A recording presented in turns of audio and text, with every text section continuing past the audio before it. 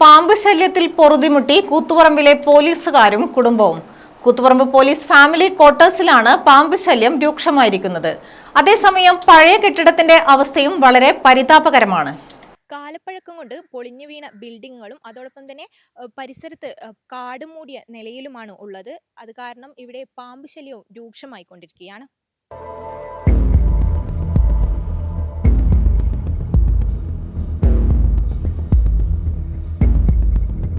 ഞാൻ വരുമ്പോൾ തന്നെ അകത്ത് നല്ല പാമ്പിനെ കാണലാണ് ഓരോ ദിവസവും. ഇങ്ങനെ പൊളിഞ്ഞു കിടക്കുന്നത് കൊണ്ട് പുറത്തിറങ്ങാൻ തന്നെ പേടിയാണ്. ചെറിയ മക്കളാണ്, അവരെല്ലാം കളിക്കാൻ പുറത്ത് പറഞ്ഞയക്കാനും ഒക്കെ ബുദ്ധിമുട്ടാണ്. അവർ പുറത്തിറക്കാറില്ല.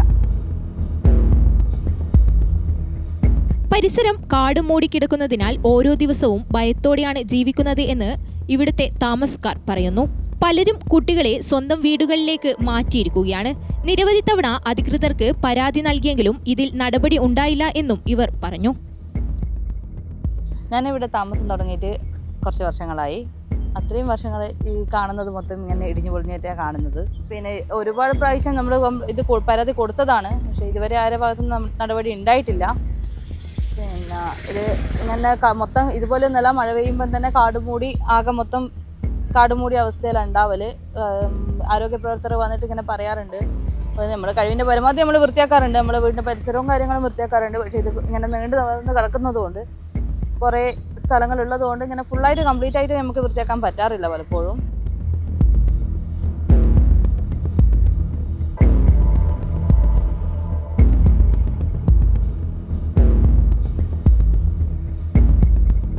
സ്കൂൾ അവധിക്കാലമായതിനാൽ കുട്ടികൾക്ക് പുറത്തിറങ്ങി കളിക്കാൻ സാധിക്കുന്നില്ല.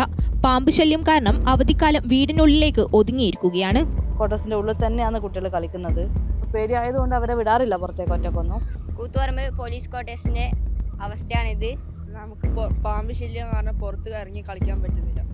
ക്വാർട്ടേഴ്സിന്റെ ഈ അവസ്ഥയ്ക്ക് അധികൃതർ പരിഹാരം കാണേണ്ടത് അനിവാര്യമാണ്. ഇതിനെതിരെ അധികൃതർക്ക് പരാതി നൽകിയെങ്കിലും നടപടി ഉണ്ടായില്ല. കൂത്തുപറമ്പിന്റെ ഹൃദയഭാഗത്തുള്ള കൂത്തുപറമ്പ് പോലീസ് ഫാമിലി ക്വാർട്ടേഴ്സിൽ അവർക്ക് ഭയമില്ലാതെ താമസിക്കാനുള്ള സാഹചര്യം ഒരുക്കി കൊടുക്കണമെന്നാണ് താമസക്കാരുടെ ആവശ്യം. കൂത്തുപറമ്പിൽ നിന്നും ക്യാമറമാൻ രജിത്ത് വലിയൂരിക്കൊപ്പം തേജസ്വിനി മാറോളി, ഗ്രാമിക ന്യൂസ്, കൂത്തുപറമ്പ്.